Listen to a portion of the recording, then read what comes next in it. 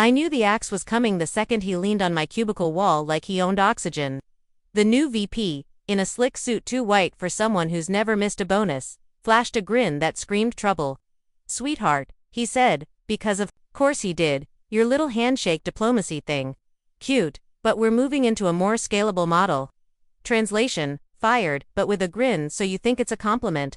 10 minutes later, I'm in a glass fishbowl with HR, staring at a severance packet they slid over like it was a birthday card. My badge is deactivated before I've even finished signing the exit form. They hand me a branded tote bag, logo, front and center. As if corporate swag will patch over the fact that they just gutted 37 enterprise accounts with one lazy pen stroke. As I walked past my desk for the last time, my fingers brushed the spine of my dog-eared lighthouse binder. That binder's been with me through 2 recessions, a pandemic, and more red-eye flights than my optometrist wants to know about. Inside are 15 years of proprietary relationship maps, renewal scripts, and the kind of client trust you can't log in Salesforce, the same binder he just called replaceable. 3 of those accounts, the whales, have key person riders in their contracts, my name spelled out in black and white. No me, no contract. The VP didn't even blink. Somewhere in his buzzword blender brain, he thinks AI touchpoints can replace a 6 a.m. coffee with a client whose kid science fair project you sponsored. On my monitor was a sticky note that had been there for years. Check section 1 to see. I wrote it during a late-night contract review after a different exec tried to cut me out of a deal I'd closed. That clause is my quiet insurance policy, fought for tooth and nail in a conference room no one remembers now. I smiled when I saw it, because I already knew this was going to be interesting. Oh, and before I keep going, apparently 97% of you are listening to stories like this without hitting that subscribe button. Come on, it's free. And it lets my team at Warth Stories keep serving up these corporate train wrecks with extra butter. They think silence means surrender, but silence means I'm counting the days until renewal dates hit. Counting how long until the first termination notice arrives. Counting every mistake they make now that they've handed my accounts to someone whose idea of relationship management is a webinar with bad lighting. I didn't beg, didn't argue, didn't even look back at the VP. He's the kind of man who thinks winning is hearing himself talk louder than you. My win will be quieter paper cuts, measured, and timed until he's standing in a boardroom wondering why the air feels so thin. So I walked out. Heels clicking on tile, tote bag swinging at my side.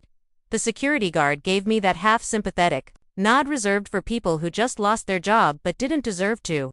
In my head, I was already laying out the next steps. Dust off the lighthouse license agreements. Pull the last 3 years of revenue numbers for those whales. Make sure every confidential file is backed up where it belongs, on my side of the fence. Because here's the thing about being replaceable, sweetheart, the people who say it never bothered to read the fine print, and Section 12C, that's not fine print. That's a loaded gun with a hair trigger, and they just handed it to me. By the time my tote bag hit the passenger seat of my car, I knew exactly how they'd handled transitioning my accounts. Sure enough, 2 days later, word got back to me from an old friend still on the inside. The VP had rolled out his grand retention plan, a single webinar and a string of mass emails written like bad press releases. No personal check-ins, no remembering the client's kids' names. No handwritten thank you notes after contract renewals, just glossy PDFs and the hollow confidence of someone who thinks engagement is measured in click-through rates. Client number 1 was the first to blink. By blink, I mean they sent a beautifully polite, nuclear-grade email to the contract's inbox. Per Section 14.2. Due to the key person change, we are exercising our right to terminate for convenience, effective immediately. The kind of line that, when you've been in the game long enough, you can hear being read in a lawyer's voice. It was less a goodbye and more a formal obituary for the VP's career longevity. I couldn't help it, I laughed. Not joy, more like the gallows humor of watching someone burn down the barn to swat a fly. That account alone was worth more in annual revenue than his entire department's combined salary. I'd spent 7 years building it. Brick by brick. Flew out for a last-minute dinner when their procurement officer's husband fell ill. Sat through a 3-hour opera in a city I couldn't pronounce just to close the gap on a renewal. And, now, gone and the time it took them to click send. So I baked a pipe each bourbon, my grandmother's recipe. When it came out of the oven, I scrolled cost of doing business in whipped cream across the top and took a photo. I almost mailed it to their office, but decided the joke was better left in my kitchen, the part that would make them choke if they knew. Those key person riders weren't some freebie the company dreamed up. I negotiated everyone myself, sometimes dragging legal into calls they hated, sometimes waiting out procurement until they caved. They're rare in corporate contracts for a reason. Companies don't like being handcuffed to an actual human. But my whales insisted on them because they knew what they were buying wasn't just a service. It was me. In the old days, I kept renewal dates scrawled on a wall calendar in my cubicle, circled in thick red Sharpie, part talisman, part scoreboard. That calendar is hanging in my home office now, and I can see exactly what's about to happen in big, looping handwriting. Client number 2. Renewal notice due in 9 days. Client number 3. 15. I don't even need to call them. The clock's ticking for free. I could almost picture the VP in his corner office, spinning his ergonomic chair toward the window, while explaining to the CEO that some churn is normal during leadership transitions. That's what amateurs call losing a customer you thought was a captive audience. Pros like me, we call it a slow bleed. And this was just the first drop. That night, I opened my old files and skimmed through the riders again. Clean, tight, airtight. I drafted them to survive not just bad leadership, but leadership too arrogant to know they were the problem. The whales didn't need me to reach out. They knew the drill. My departure wasn't a hiccupit, was a tripwire. 3 days later, my personal phone buzzed with a number I didn't recognize. When I picked up, I heard a familiar voice, warm, measured, and loaded with subtext. Hey, just checking in, are you okay? The kind of question that wasn't about my health at all. They were fishing, but politely, to see if I was available. I smiled into the receiver. The bleed had begun, and there's nothing management hates more than realizing the wound isn't going to clot. 9 days after client number 1 walked, client number 2 sent their own formal goodbye. No emotion, no fluff, just, pursuant to Section 11B. We are terminating effective immediately due to key person change. They didn't even bother to ask about the transition plan because they knew there wasn't one. That account had been my baby since the ink dried on their first contract. I'd gotten their CFO to renew during the 2009 downturn by sending him a care package of bourbon and the exact cigars he smoked at his wedding. Now, the entire deal vanished into the legal ether with the click of a mouse. Client number 3 didn't wait for their renewal date. 4 days later, their termination notice landed in legal's inbox with a timestamp so close to lunchtime, I could picture the paralegal reading it over a turkey sandwich. Same reason cited, same signature block. Another 7-figure account gone, and all the VP had to show for it was a webinar replay nobody watched past slide 4. Inside, it was chaos. My friend in ops described it like watching a kitchen catch fire while the head chef insists the smell is fine. Leadership ordered a rapid response plan. Code for endless meetings where everyone argued about messaging instead of fixing the core problem. The clients weren't buying services. They were buying me. That's when the real comedy started. The CEO's assistant, who had never once spoken to me directly in all my years there, sent an email with the subject line, "Need your retention scripts, ASAP. No high, no hope, you're well. Just an expectation that I'd drop everything and hand over the very thing I'd fought to keep mine, Lighthouse." They had no clue those scripts weren't company property. Every year, without fail, I licensed them to the company for 12 months at a negotiated rate. Tucked into an additional services clause in my contract, signed off by prior counsel who actually knew how to read. The day they walked me out was the day that license expired. I didn't respond. Instead, I pulled my own copies from storage work logs, email chains. The signed Lighthouse license addenda, going back a decade. Each one marked employee-originated methodology, licensed, not assigned. My performance reviews backed it up, too. Her proprietary relationship framework has resulted in X% retention and Y% upsell. They weren't even shy about calling it proprietary, they just assumed proprietary meant theirs. I spread the paperwork across my dining table like a general laying out battle plans. This wasn't revenge yet. It was preservation. You don't swing until you've indexed every receipt, every signature, every timestamp. Then my phone lit up. Caller ID, the company. I almost let it go to voicemail, but curiosity got the better of me. Per your contract, the CEO's voice barked before I could even say hello. You are required to return immediately. Kinnan will suit to compel performance if necessary. His tone was gravel and caffeine, the kind of voice you hear In a man who's been awake too many nights, realizing he bet on the wrong horse. I let him talk, let him think he was dictating terms. I didn't correct him. Didn't mention that section 1 to C was sitting highlighted in my copy of the contract like a loaded trap. Instead, I gave him something he didn't expect. Fine, I said. Let's read the contract together. I could almost hear his jaw tighten on the other end. The silence that followed wasn't confusion. It was the faint awareness of a man stepping onto thin ice without realizing it's already cracking. The invitation came through as a calendar block titled Emergency Strategy Session, Mandatory Attendance. I accepted without comment and replied with one line, "Please confirm counsel will be present." No way was I stepping into their boardroom without a witness whose job was to read the same language I was about to hand them.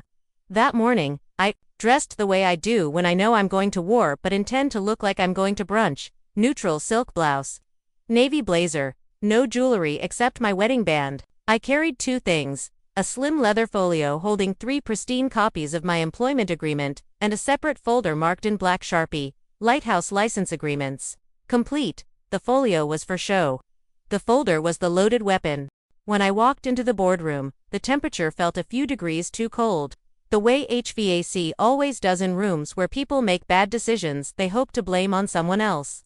The CEO was already at the head of the table, tie slightly askew, coffee in a paper cup instead of his usual stainless tumbler. Small details, but telling. The VP was there too, leaning back in his chair with that smirk that says, "This is all just a formality, and you're about to play your part." HR sat to the side, lips pressed together, shuffling papers they didn't need to shuffle. Every few seconds, the HR director made that little throat-clearing sound I've learned to translate as, "We stepped in it, and I know it, but I'm not going to say it out loud." The CEO opened the meeting with pure bluster, projecting his voice like we were in a stadium instead of a glass-walled room. He threw around words like breach, obligation, and critical operational need. The VP occasionally nodded along, as if his agreement gave weight to anything. When the CEO paused for breath, I laid my folio on the table, unzipped it slowly, and slid a copy of my employment agreement toward him. One toward the general counsel, one toward the HR director.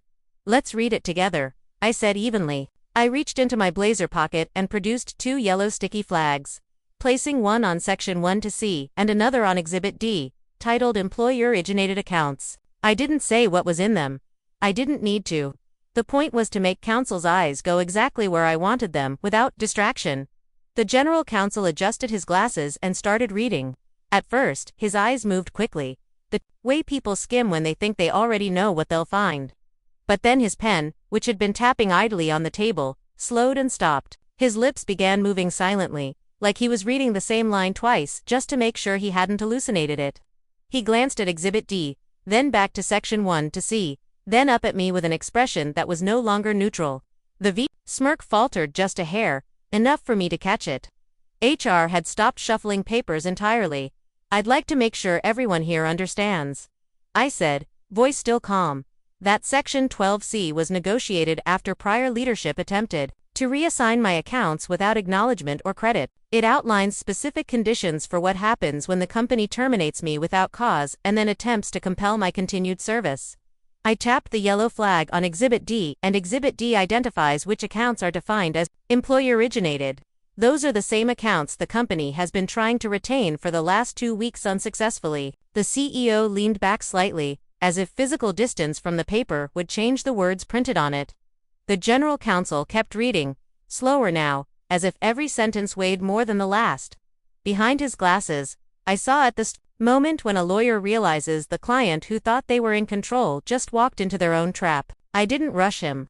Storms are more powerful when they have room to gather force. The general counsel finally set his pen down, flattening his palm over section 12C like he was holding it in place to keep the words from running off the page. His voice was slower now, deliberate, as he read aloud for the room. Upon termination without cause, 1. Non-compete and non-solicit dissolve with respect to employer-originated accounts. 2. Any attempt to compel service triggers a mandatory buyout equal to 2.5 times the trailing 12-month revenue from those accounts.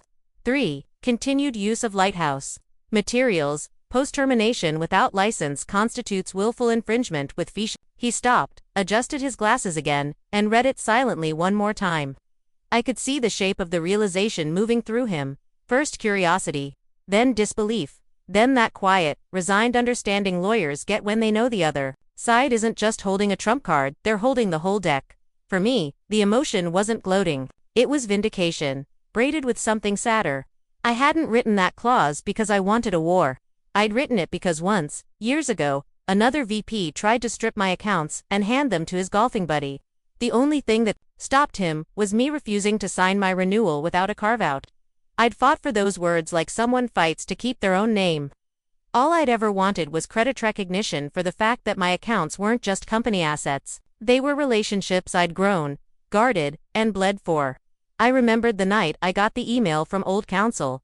It's unusual, but it's enforceable. If they sign, you're bulletproof. Reapted it, filed it, in a red folder, and tucked it behind my lighthouse agreements. That folder was sitting on the chair beside me right now. Its corner, just visible under my jacket sleeve. The VP, still trying to project control, let out a soft laugh, more exhale than sound, and muttered something about overly generous. Language that wouldn't hold up. Counsel didn't even look at him. Instead, he turned to HR, his voice low enough to make the entire table lean in. Did you terminate her without cause? HR didn't answer right away. The director shifted in her seat, glanced at the CEO, then down at the table. The silence was enough. Not the defensive, we'll check the record, kind of pause. But the pause of someone who already knew the record would hang them. The CEO broke the moment by clearing his throat and flipping through the agreement, as if another page might change the one in front of him. But he wasn't fooling anyone, least of all me. The math was already forming in counsel's head. 3 whales, trailing 12-month revenue in the high 7 figures, multiplied by 2.5, plus statutory damages for willful IP infringement if they'd touched Lighthouse since my last paid license. It was the kind of number that makes board members whisper and shareholders ask why no one saw this coming. I sat perfectly still, letting the weight of it settle. In my mind, I could hear the clock ticking, not the one on the wall, but the one that had started running the second they walked me out. The buyout clock, the damages clock, the we've just made a very expensive mistake clock. The VP glanced at me again, maybe looking for some sign that I'd waver. But I didn't. I wasn't here to beg for my job back or to trade insults. I was here to watch them read their own signatures and realize exactly what they'd agreed to. And now they had. The room went still for a beat, too long, the kind of pause where everyone's trying to figure out who speaks next without admitting they're the one in trouble. Finally, the general counsel broke the silence with a single instruction to finance: pull the trailing 12-month revenue for the 3 employer-originated accounts listed in Exhibit D now. A junior analyst in a navy suit slipped out of the boardroom, laptop already open, moving like someone who knew this wasn't just busy work, it was a live grenade. 10 minutes later, he was back, pale and tight-lipped, whispering the numbers to the CFO, who didn't even try to hide the way his shoulders slumped. The total was announced like a confession: a high 7-figure revenue stream, multiplied by 2.5 per Section 1 to C. The buyout number didn't just land, it crushed the air out of the room. You could almost hear the gears turning in their heads, converting that figure into quarters of profit destroyed and executive bonuses gone.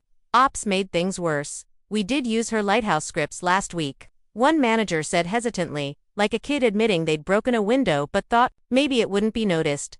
Every head turned toward me. I reached into my folder and slid a single-page document across the table, the most recent Lighthouse license agreement, clearly stating the expiration date, the exact day they walked me out.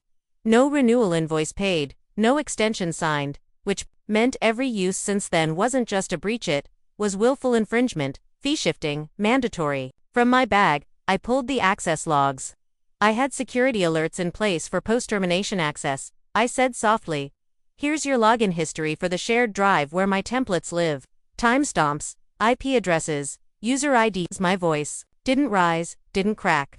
I kept it low, steady, because I've learned that when you speak softly in a room full of men who think volume equals control, they have to lean in. And when they lean in, they're listening.